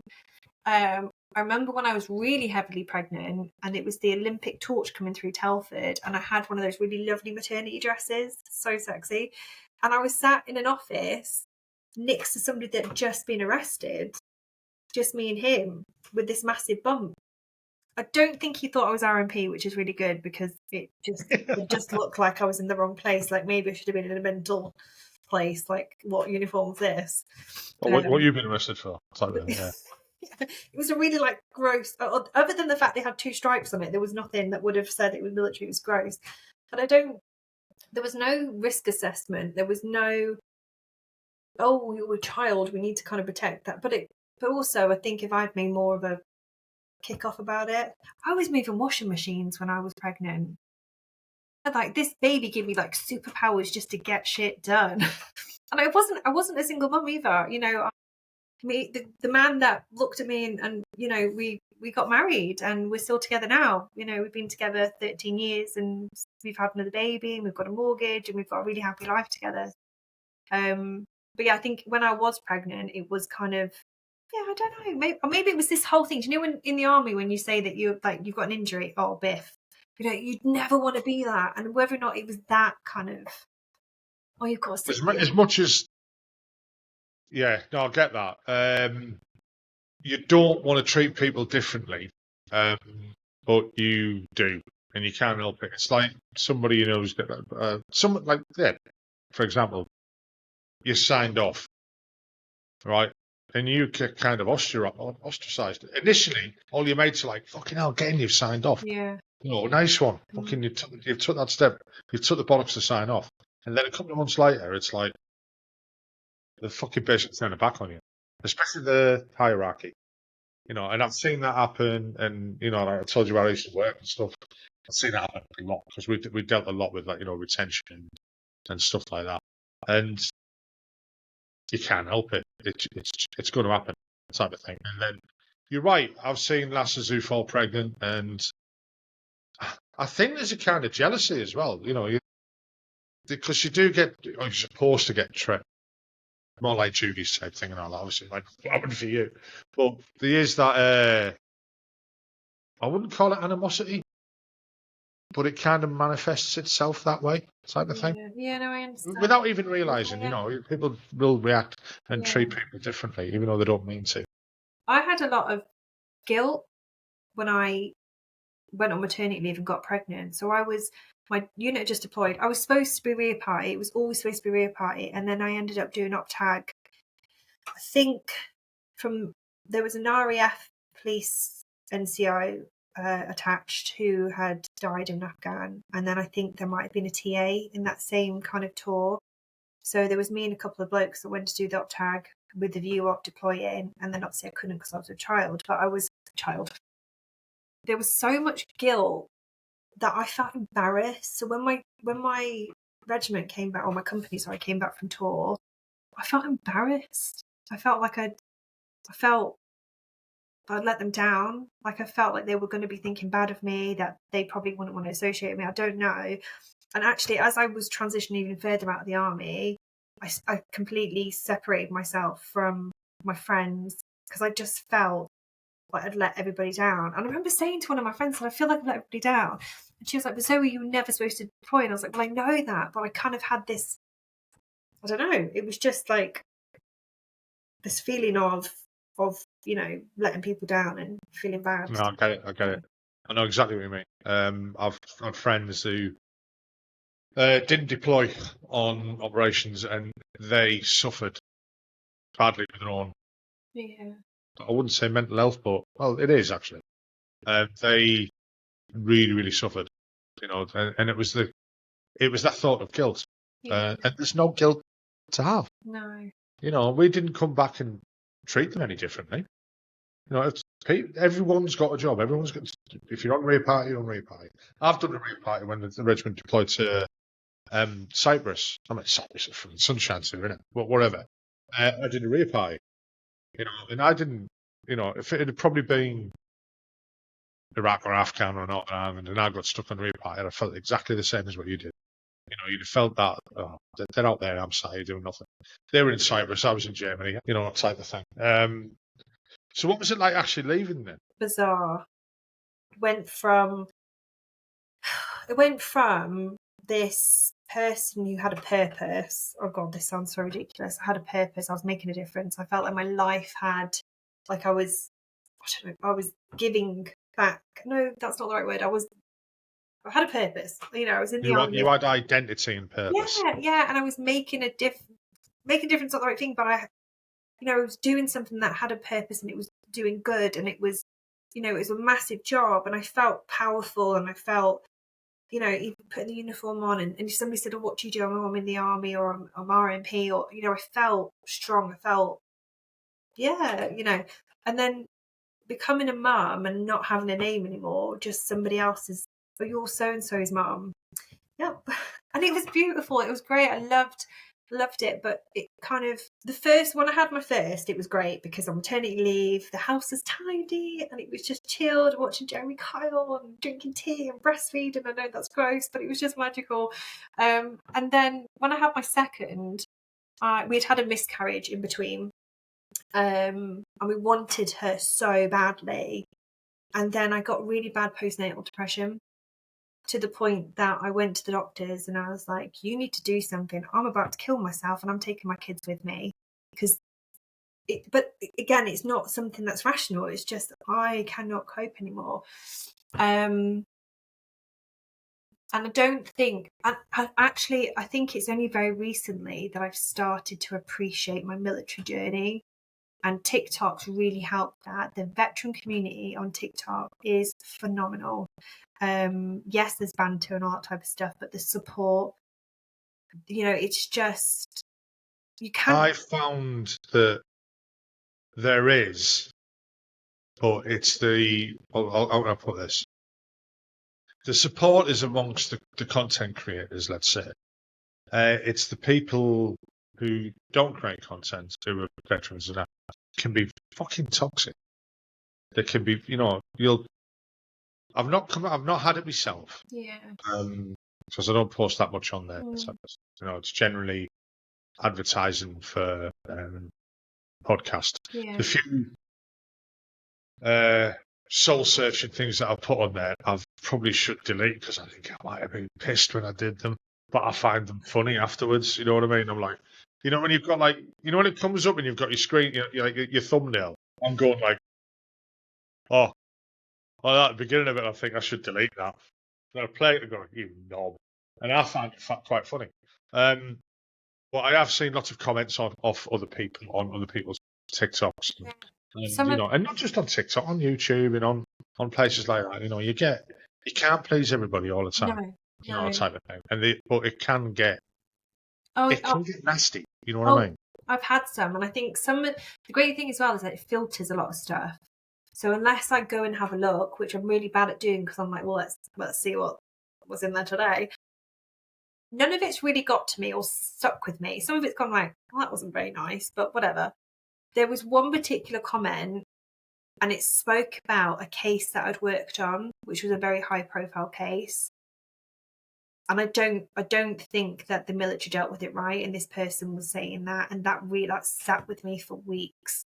And obviously I couldn't say anything. I didn't want to say I'm with you on this or anything like that. That's probably the only thing that's got to me with comments. People saying, "Oh, well done, you're a copper in the army," and like clapping hands, but do you know, I've had that my whole army career. Do you know what I mean? Like, yay, you for wasting time and like pushing my algorithm, all those type of things. Like, it just doesn't. It doesn't. I think the only thing is that no, it doesn't. It doesn't. And I think having other RMPs, like there's, just a veteran Craig, and there's another guy, ex-RMP, ex-Monkey, and other RMP kind of on social media, and seeing how. Who's the guy in America? Bob. I'll link you to him later on. Yeah, I think seeing how they do his name's stuff. Bob. I don't know. Yeah, he's I like him. Yeah. Just a veteran and Bob. I've tried getting on here, and but we couldn't get connected. The timings and stuff like that. But I'm going to push for them again now. Yeah. I think I might have a subculture of R&P podcast or something like that. That'd be weird. That would be weird. I wouldn't fucking meet any years. Yep. So you've moved. You've left the army. You've moved on. Obviously, the transition for you seems quite hard. Like you said, you've lost your identity. Yeah. A lot of guys do that. As we spoke about before we started recording, and I won't go over it again on here for my story because everyone who's listened to us has heard it so many times. That shut up, you fat swat. We've had enough. But like I say, it hit me many years later. Yeah. Which it does for a lot of people. I found, not just from talking to people, but talking to like therapists and stuff like that. It's like a gap between like 5 years and 12 years, and it's in that area there. People are just then start to find their footfall, their footing, civvy streets, because that leaving, it's like, fucking hell, it's either all you or fuck me, I don't want to look type of thing. And then all of a sudden you have to, and you either accept it or you don't. Like, I've had a guy say to me, we lived in chaos in the army or in the military, but it was organised chaos. Be there on that time, do this, wear that, blah, blah, blah. Out in Civvy Street, it's just fucking chaos. It's not, it's unorganised chaos. And a lot of people can't handle that. But he learned to. He says, you just got to learn to handle the chaos. And it's beautiful. You just got to love it, sit back and go, knobs type of thing. It's took me a long, long, long time to, that old adage where we say, they're all civvies and we hate them. It's like fucking civvies. Yeah. But it's their world, and we've entered their world. They couldn't survive in our world. We've entered their world, and we have to learn to survive in it. And you can always just sit back and go, no, or whatever. I mean, you've moved on to much greater things, type of thing. With your maintain independence business. How did you get into that? My daughter was 10 months old, and at that point I'd had quite a lot of qualifications that I gained, and I saw an advert. It was 4 hours, the advert. I was like, great, 4 hours a week, I can, drop her off at nursery, yay, have a bit of Zoe time, whatever. It was a typo, it wasn't 4 hours, and I would never have applied for the role, actually, had it been more than that. So it was just one of those things. So I ended up... Was there a zero missing? Wow, it must have been. So I was like, at the end of the interview, and also I was the only person that applied, funnily enough, and I was like, they were like, so it's yours, and I was like, so these 4 hours, is it one day, or 1 hour, 1 hour a day, or whatever, or 4 hours in one day? And they're like, no, it's not 4 hours. And I'm like, oh, and that was my first real interview after the army. I'd done some other stuff, like I tried to do a boot camp. I tried to have a nail business. I tried to have a healthy lifestyle coach business. I did a nutrition thing where it was called Buddle or something like that, where you input all your food that you have, a bit like MyFitnessPal, And then me as a nutritionist would then go, hey, why don't you try this? Or have you drunk before? All that type of stuff. And that was just shit. So yeah, I ended up being at this dementia specialist care provider within the exercise and rehabilitation department. I spent how many years did I say? 4 years. I was there in total for 7.5 years. The last 3.5, I managed the department across the Northwest, so over 8 sites, which is great because it was just helping people. And I know this sounds really morbid, but helping people to live the best possible end of life. So generally what happens is somebody who has got dementia or somebody who is frail or just, they're going to die, the NHS don't look after them because what's the point in resources? All the resources are limited. So an NHS physio will come in and go, here's some exercises for you who can't walk and all that type of stuff. And then that's it. So to be able to help somebody have a more comfortable death, or to be able to maybe still go to the toilet right towards the end, or to be able to lift a knife and fork, or even to get out of a care home in the 90s, gosh, I found my purpose again. Like I found that feeling I had in the army, I found it again. But also it was with veterans.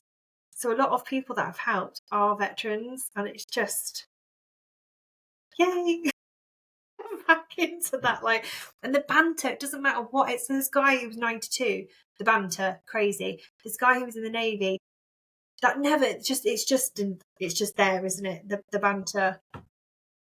And then I kind of, Maintain Independence has been going for about 3 years now, and it is exactly that, to maintain your independence. Sometimes, if you think about it, you have a fall. Let's say 20 years from now, you have a fall and you don't get the help you need. You're going to go off your feet. Everything's going to go downhill.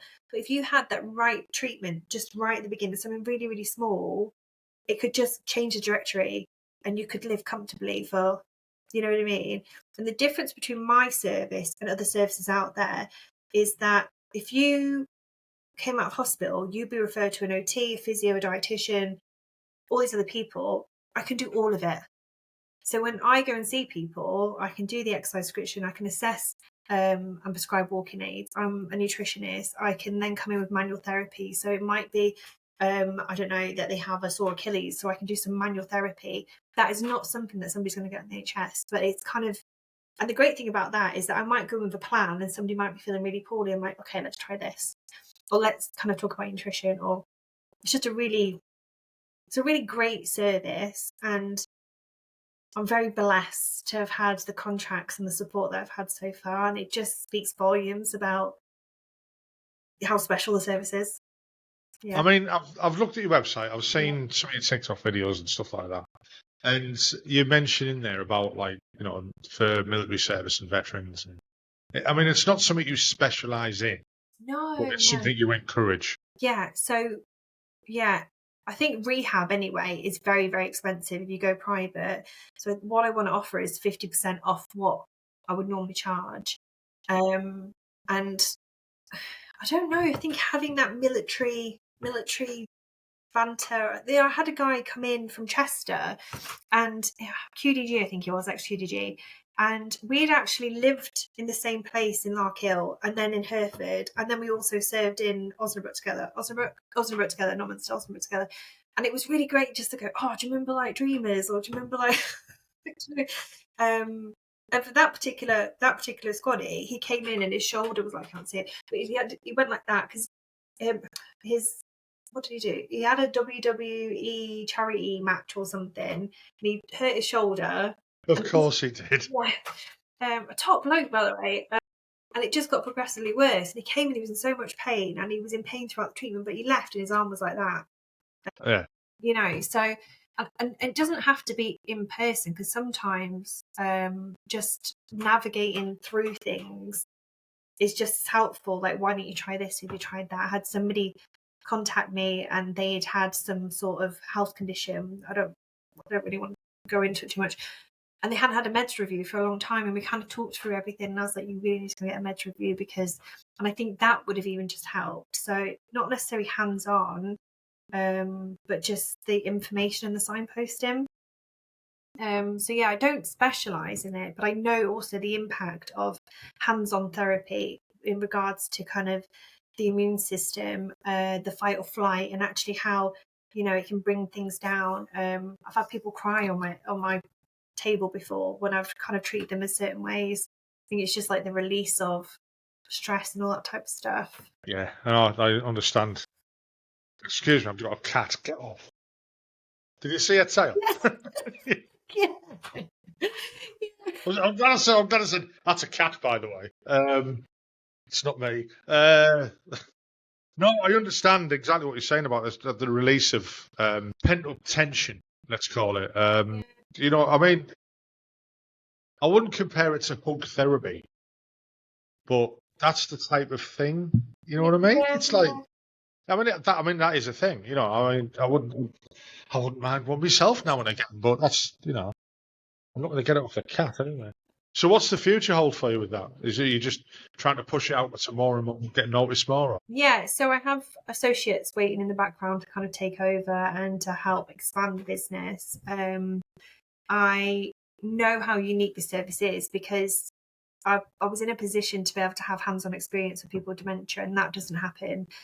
I know there's not one person who's had dementia that I've not been able to work with in some way, shape, or form, and I know how special that is. I also know It's an awful. Oh, yeah. My father died from it. Yeah, it's you know, and it's rapid as well. It's yeah, but I think it's amazing how quick it happens. yeah, but there's things that can be put in place to make sure that people, like I say, have the best possible end of life. And I think just from experience, there's nothing as somebody in rehab, there's no courses you can go. You can go and learn about dementia and how it affects the brain, all that type of stuff. But there's nothing that tells you, you know, how to deal with that person who's either aggressive, doesn't understand instruction, can't communicate. It's just down to experience. And I had 7.5 years of experience. The amount of ways and different, you know, hitting a balloon off somebody's face. Because they wouldn't. I'm like, how do I get this person to engage? But I think when you understand the body and how the brain works, and I think a lot of my rehab comes down to how the brain works and neurotransmitters, how they get released and certain things. It's all. I've worked really hard to get the qualifications, and I'm so passionate about helping people, and that's really, yeah, I mean, that comes across anyway from the first fucking 30 seconds of this podcast about how you protected want to protect your family. Yeah. You know, and how I mean, like, when you think about it, even being an RMP, you're in some way wanting to be protect and serve, let's say. I mean, that's a Yank thing, I suppose. By example. Yeah, but it's the get on to it. That's the cat, by the way. That's not sorry, I'm saying. You do come across as a caring person. Yeah. And like I said, even being like part of the RMPs, you probably subconsciously, maybe that's why you wanted to do that. I don't know. Maybe. I think life throws things at you. I didn't think I had tear ducts before I had kids, and I cry at everything now.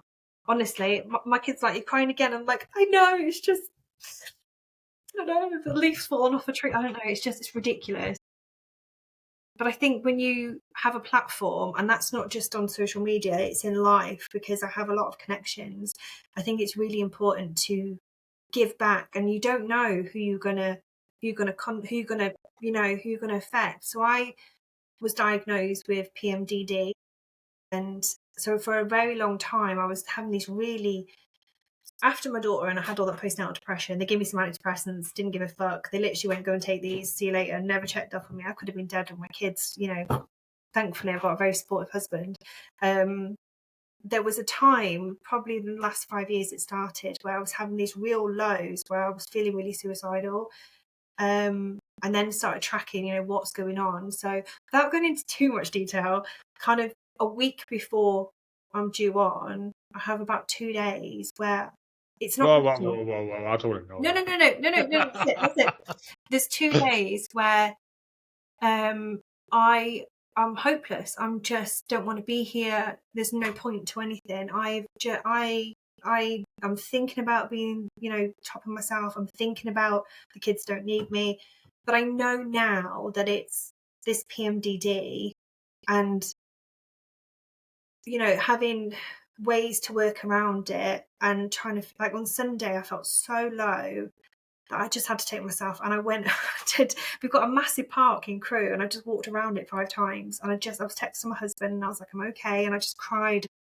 I think now I know what that is. I really want to be able to share that because there's definitely not enough out there about women's health and how our hormones are so fucked up. I was going to ask, was this Yeah. because of a hormone imbalance or something like that? Yeah. Obviously being a bloke, Yeah, so it is. So don't suffer it, and I'm never going to. So yeah, I think within, again, without going into too much detail, a woman's monthly cycle, there is times when we're more creative. There's times when we feel kind of good about ourselves and really confident. There's times when we are different phases in our cycle.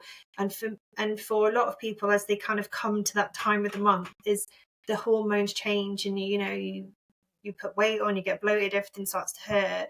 And people deal with things in a different way, but certainly for people that deal with PMDD, it's horrific. And you can't rationalise, you can't go, and there's nothing that can be done either. Go and take some antidepressants when I'm not depressed. It's for 2 days out of the month that I'm feeling, give me a knife, I'm slitting my wrist. Like it's like low as low. And then as soon as I'm out of it, I'm back to singing, and it's bizarre. It's so. Do you think that some people who are suffering that may get misdiagnosed as bipolar and stuff like that? Yeah. Because it does sound very much like that. Yeah, like I'm an absolute nutter. If I didn't have a very good GP who started saying to track things, but I think having postnatal depression and being that low, I think I was also very aware of what other things that were going on. But if I hadn't started tracking, I think probably I would have been misdiagnosed. But there's nothing, like I say, nothing can be done. You just have to stay healthy, stay active. On the down days, have a plan for how you're going to deal with that. I just need to shut off from the world because the littlest things. We've got a German Shepherd. If there's dog hair, that sets me off. That just, you know what I mean? Like just the littlest things, or like my husband's shoes being on the stairs, or you just can't. Everything's like, oh. Yeah, I can't imagine. Yeah, and it's just let me know when it's happening, and I won't send you the link to this. I'll make sure you're in a good mood. I don't want you coming for me. I know I'm sounding, trying to make light out of it. No, it's nuts. It's absolutely nuts because you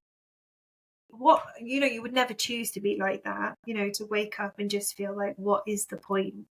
But I know what it is now, whereas for a long time I didn't, and I was just, am I going through early menopause? What the fuck is going on? I want to kill everybody. No, I want to kill myself. I'm going to go and drown myself in the bath. It's but like you're saying, it's having the wherewithal and the knowledge of how to deal with it. Yeah. And that says a lot about for a lot of people who suffer mental health. Anyway, if you can it's the old thing, you teach a man to fish, and he can feed his family, type of thing.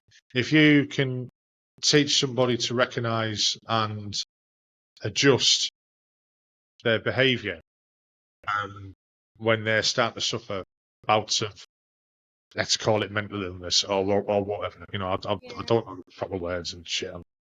I'm just a fucking artillery guy. You know what I mean? If you can teach someone that or give them that knowledge, it helps. A 1,000 times, type of thing. Excuse me. And you've obviously learned that, and you can obviously see that in other people as well, and and help them, type of thing. Especially like with you're saying with the dementia side of it, and just you're not just helping them, you're helping the families that are dealing with them as well. I was quite lucky in a way that when my father was diagnosed with dementia, he was in a home, he was sectioned, and this, that, and the other. And I lived up in Northumberland. My sister and my niece, basically, they were the ones who looked after him. Even though he was in a care home, they were there every day for him, sort his medication out, this, that, and the other. And I look back at that, and I missed out quite a bit. So when I only went, I went down once a month to see him, And I've seen him sat there going, hey, and then the next month it was like, what may were happening? And then a couple of months, and a year later, who's that? Because that's not the guy who was there. It's such a debilitating disease. It's awful. But I always remember when he was diagnosed, I was like, oh, shit, jumped in the car, drove down there. Dad, are you all right? You're all right? He's like, yeah, I'm fine. It's like, but you've been diagnosed with dementia. He goes, I don't give a shit. I says, what do you mean you don't give a shit? You've got dementia. He goes, I'm not going to fucking remember, am I? I'm not bothered. I just laughed my head off. You know what I mean? I just thought, but that was him, and I hope if it ever happens to me, I have the same attitude. Not that it makes any difference, but you've got to deal with it that way. Yeah, I think we're coming up to 2 hours. It's flown. I didn't expect it to last this long, to be honest. I thought it's going to come on, talk about the RMPs, push up business, and piss off. But no, I've really enjoyed it. It's been great. I'm just don't hold nothing account of me. What I've said, anyone listening. no, and me either. It's the whole truth, nothing but the truth. Bollocks, I say. Right, I'm going to end the recording now because it's getting on and you've got a life, and so no, I haven't. I'll sit here. I'll turn this off and I'll just sit here and cry. Please. No, honestly, thanks for coming on. No, thank you. I wish you all the best in the future with your business. Thank you. I'll post links to it in the show notes, and obviously, as we get closer to this podcast coming out, I'll be putting little snippets out, and I'll get you included in that, and we'll post the stuff on the Facebook page and stuff like that as well. Thank you. And hopefully bring awareness to what you're doing and some business. You never know. Yeah. The 3 people who listen to this podcast, one of them might have a bad knee one day and decide, I'll come for a massage. I'm not even going to go down that route. God, fuck it. That's a whole other podcast, isn't it? Anyway. So I'll say good night to you now. Thanks very much for coming on. It's been a pleasure. Thank you. Take care of yourself. I hope you enjoyed that podcast. I enjoyed recording it. If you could just hit the like button, and also if you could subscribe and hit the notification bell, that'd be great, because it'll help the channel grow. The more people will see it, the bigger it'll get, and the more guests I can get on, and the more people I can talk to. Well, I hope you enjoyed it, like I said. Look forward to the next one. Hopefully it'll be out next week as normal. Bye-bye now.